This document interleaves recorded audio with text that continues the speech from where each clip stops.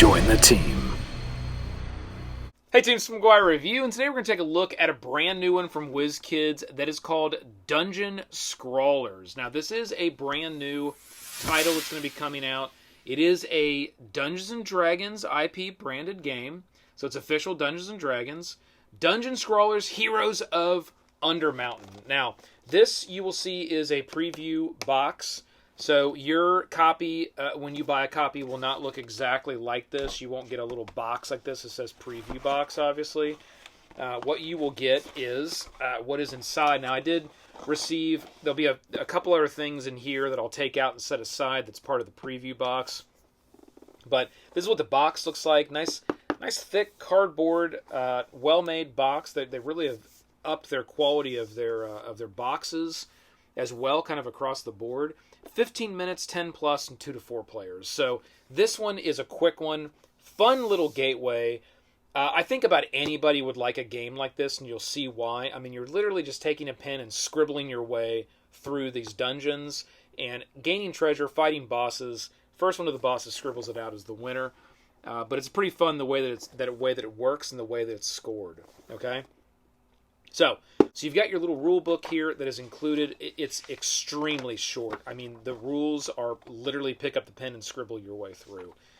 There are a few things that get into how you do ranking, kind of like how you do, not ranking, but scoring at the end of the game. If you do cross through barriers, you might lose points or lose all points past a certain, like if it's a real bad cross into another area. Or if you cross into a line within the same area, you might lose a negative victory point. You can always touch the walls, but it's really about also that dexterity of moving through really quick as you're tracing through and moving through this maze without bumping into everything and scribbling out the stuff that you need to scribble out. This is a little sheet of stickers. I think this was just part of my promo pack. It was in the main part of the box, so a little cool thing of stickers. We'll set that aside. That's part of the promo pack. Put this over, actually put this down here. And then this was part of the promo pack as well, just a little stand. You can kind of, it's got a little bit you can kind of stand up and see it. So that was neat. They included that there. It's part of that pack. This is part of the core game. So core game, everything else is core game. This is just little extra stuff that was added in, little promo things. I'm sure they'll have available at cons and different things. Not this, but I bet you they'll have them stickers. So we come here and you have a nice kind of laminated dry erase board is what you're going to get for the game. And they are double-sided. This one's got a number of little dungeons on it to beat and go through, and they're smaller, so they're more detailed. This one's a larger, bigger dungeon. They'll take you longer to get through. And what's cool about these dungeons are you got to win 3 of them to be able to be the winner. But what's cool about the dungeons is they go in like levels. So they do start a little bit easier and they progress forward and they get harder and harder. So it's kind of fun to sort of step your way up through these dungeons and play the different levels. And after you play it a bunch of times, you'll start to get good at certain levels. Okay. Now, if you just want to play core game, all you need is each person would have the dungeon, and then you would each get one of these dry erase markers. Okay. And again, once you run out of these, you can replace these easy enough. They sell these all over the place. All you're going to be doing here is writing your name on the sheet, and then your score will be filled in there at the end of the game. But what's cool about that is you'll pass your sheet to your neighbor, and your neighbor, everybody scores each other's. You just pass it one over, and you'll score somebody else's. That keeps away from you being like, well, kind of cross over here, but I'm not going to take that minus point away because it's good enough. I didn't really mean to do that. So your neighbor is going to score your sheet for you. So you don't really know what score you've got until your neighbor says, all right, here's your score.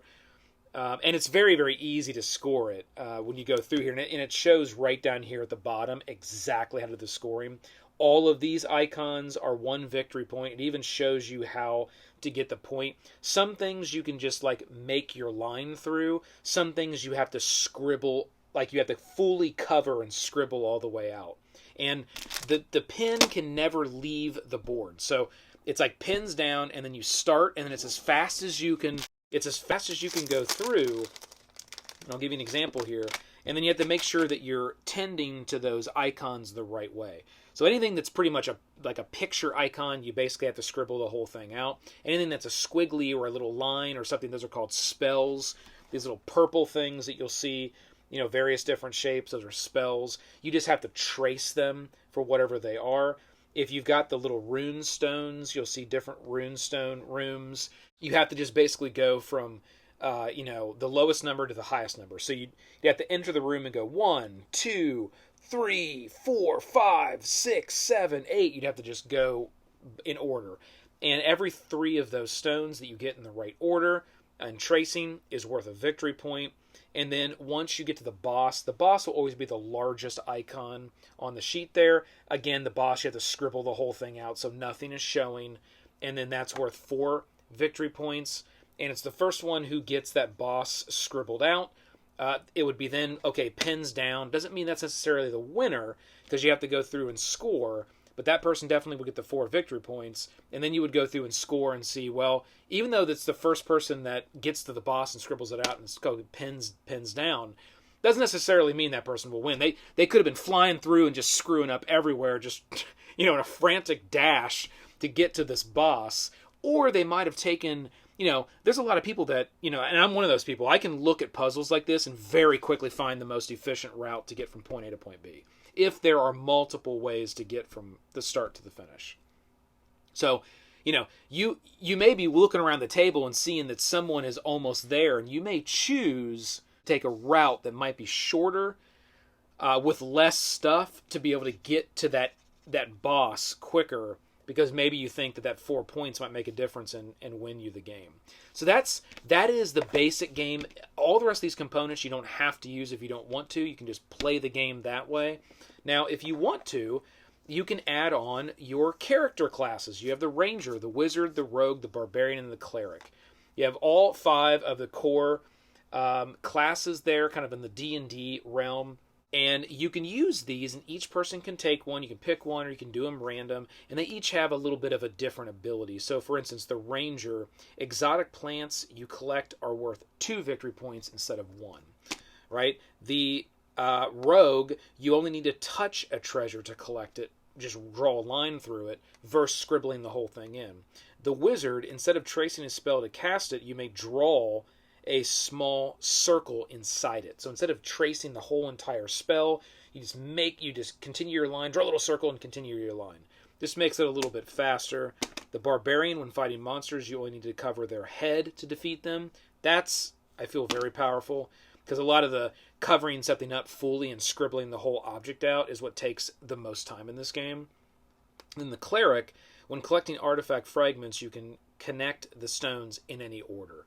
That actually can be pretty powerful as well, especially with a room that has a bunch of the rune stones. You can find yourself being like 1, where's 2, 2, 3, 4, 5, right? Where you can just go, and then you're out. So it really, this one I think is very powerful as well as far as a time saver. Okay, so I don't really know how much these are truly balanced. I think 2 to 3 of them are really more powerful than a couple of the other ones. So, just have fun with this, and maybe you can even use these as if you're playing with a kid that's not as fast, maybe they get the Barbarian, where they only have to cover the head of all of the, the monsters, versus the whole entire body, or the Cleric, right? Those are both pretty powerful.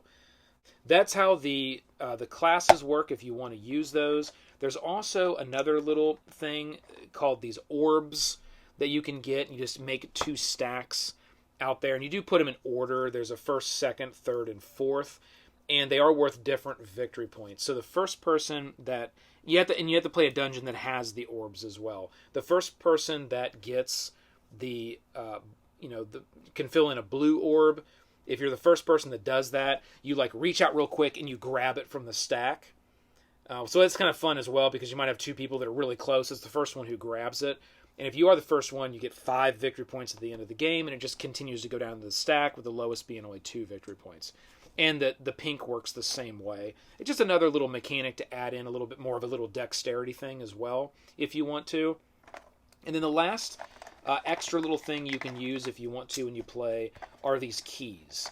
And there are some dungeons that have locked rooms, locked key rooms, and you have to acquire these keys first before you could get to that room and unlock it and go past. So that definitely makes a little bit of a long... I mean, the games are not long no matter what you play, but it definitely makes a longer game because you then have to think strategically. It isn't just whizzing through. Like, even this is kind of whizzing through.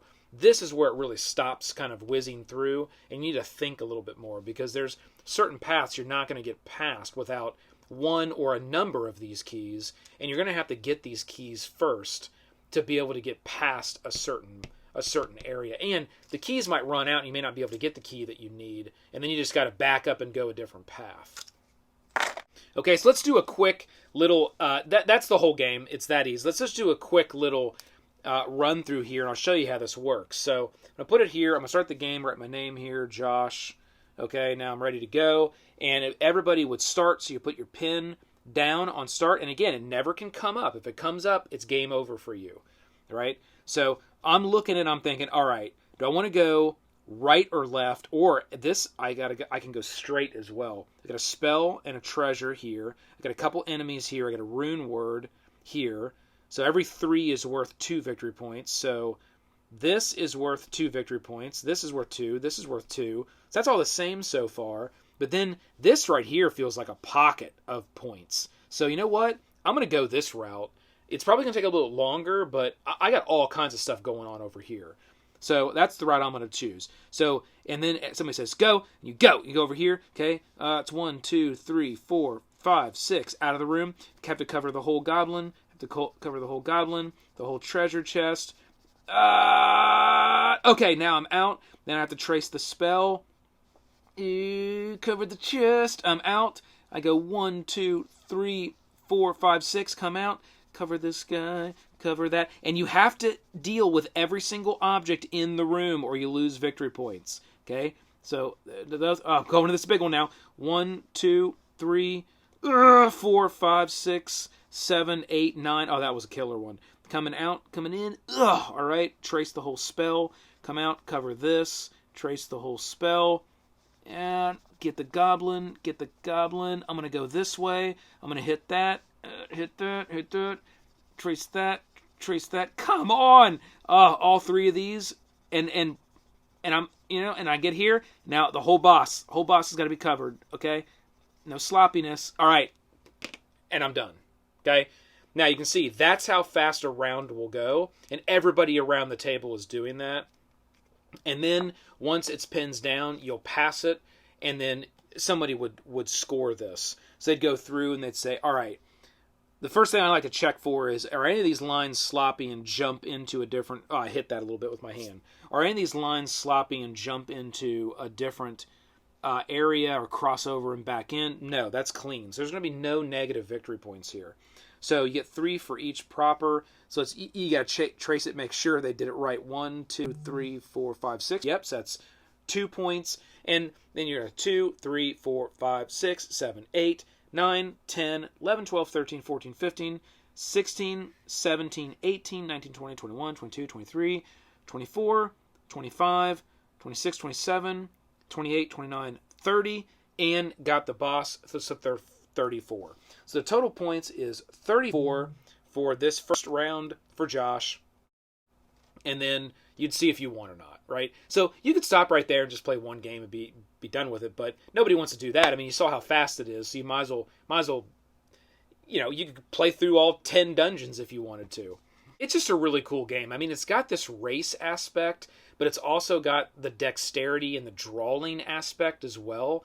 And it's super, super fast. And I'm a sucker for Dungeons and Dragons. I mean, I love the tabletop RPG stuff. So just the fact that it holds the Dungeons and Dragons IP, attracts me, I think is cool. I like, seeing the character classes.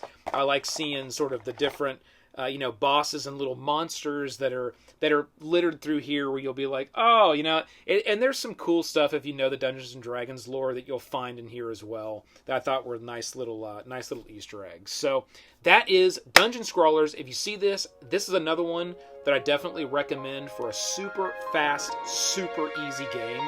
And this is a great one with kids as well. So hit that like, hit the subscribe below to join the team. Keep rolling in crits. This has been the McGuire Review. See you next time.